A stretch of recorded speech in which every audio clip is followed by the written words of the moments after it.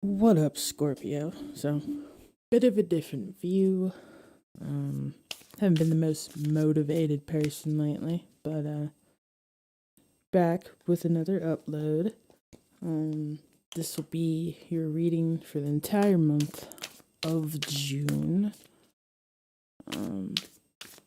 So I'm gonna go ahead and pull you a Mystical Shaman Oracle card, and then we'll get it started. Insight guidance advice, Scorpio, for the month of June. Already almost June. You've got the rattle. So you definitely could be willing things in, hard at work, hard at play, shaking things up, but like in a grounded nature. Like, things are kind of going well, even if they're not two things one would normally put together. Kind of like you're doing your own thing your own way, like, cooking a new dish and not following the exact ingredients, but kind of adding your own flavor. And so we're going to go ahead and get into your read. I'm going to pull some cards with the Fairy Wicked deck, and we are going to get confirmation with the Rider Waite deck. This should be interesting. Had to check my posture there. Yeah, change the layout. I like to change the camera angles a lot. If there's ever one you don't like, let me know. Insight guidance advice for Scorpio for the month of June. All right. Go ahead and get your first card pulled. Matter of fact, there you go. Two of Swords. I'm hearing you can get with this or you can get with that. So I think you're making a lot of decisions as far as where you want your finances to go, how you want to express yourself, say things, communicate with certain people. You're being very particular in what it is that you say because you're realizing that's what you will. And especially after recent events.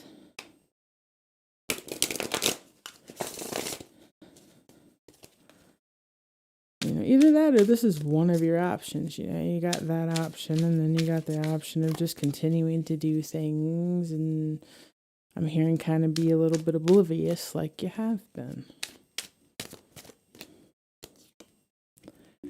Three of Time.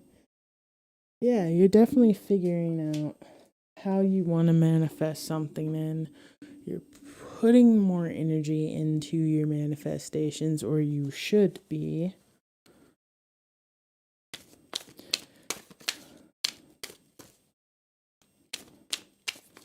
It's kind of like, are you going to choose to chase your passions and your dreams and what makes you happy? Or are you going to choose to slave away and do things just because society says those are the things that you should be doing? It's kind of like one of the videos I just watched about how some of the things that we do when we take breaks from successes we think make us happy. Like, oh, I can go and party now, or, I've been working out, I can eat that cake. Those things don't actually make us happy. We just have this programming in our brain that tells us that having a cheat day is going to make us happy. Like, it's kind of like dude said, whoever ate 8,000 calories of cake and actually felt good about it. Like, whoever became a millionaire and blew a bunch of money and like legitly felt good about it. I'm pretty sure they sit back like, damn, I could have invested again. I could have stacked that money. You got the Two of Time. It's also the Five of Time if you add it with the three. So yeah, there's a lot of conflict your head when it comes to what you want, or sometimes maybe voicing, like in school, you're like, I want to be a what a da da da da, and they're like, that's not something to aspire to be. Like, like I want to be an artist. There's a lot of people aren't going to support that. So I think maybe some of the wants and needs you have, or, the things that you want to invest time in, people might create conflict when it comes to you chasing your passions. It's going to be hard to explain to somebody that, you want to be a YouTuber and make money that way, when their brain doesn't even think that way. 5 of you sees. Yeah, so it's kind of like a fucking pointless emotional fight and argument. Like, they're just not going to get it. Kind of like with the way those hands are on that fish in their card. I don't think they're holding on to that fish for long. Like, the argument's pointless. Let it go. You might have to keep things to yourself because, people will fill your head with doubt when it comes to anything you want to pursue that's outside of the box. This could also be in a love relationship sense of you wanting, for the singles, you wanting love to come in, but really subconsciously or even consciously, there's a love you haven't let go yet. And like, you need to make the choice to do so.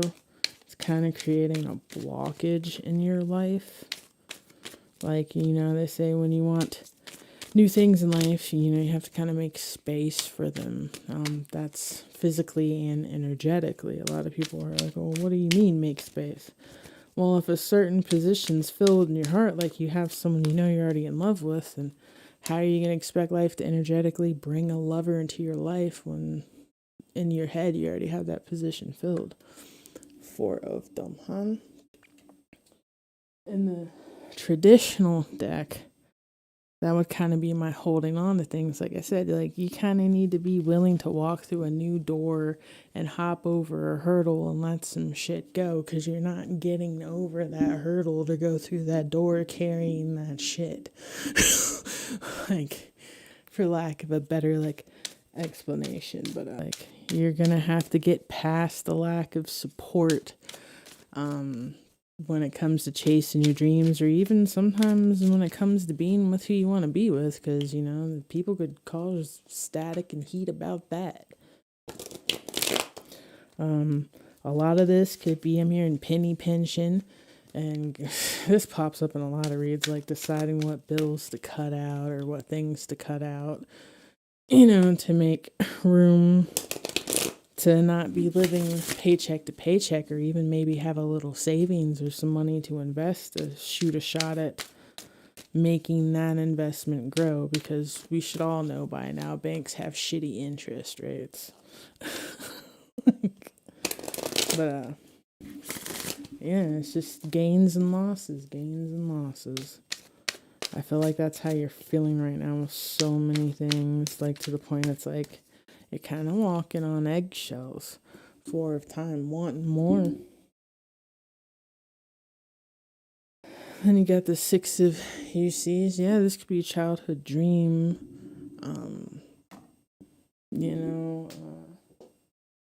Really filling childhood dream, or just something that really makes you organically happy, like truly happy on a deep level, like the kind of happy that some of us experience in the simpler things in life when we were kids.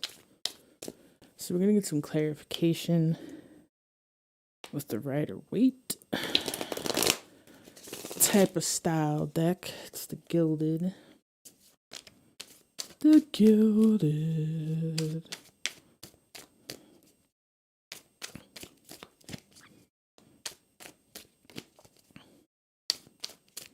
Then I'm hearing the head is our biggest blockade when it comes to a lot of things.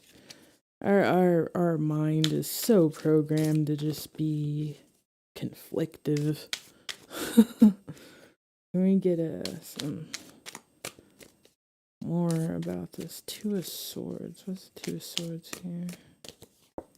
Two of Swords, Knight of Swords. Yeah, it's like choosing how to pursue something.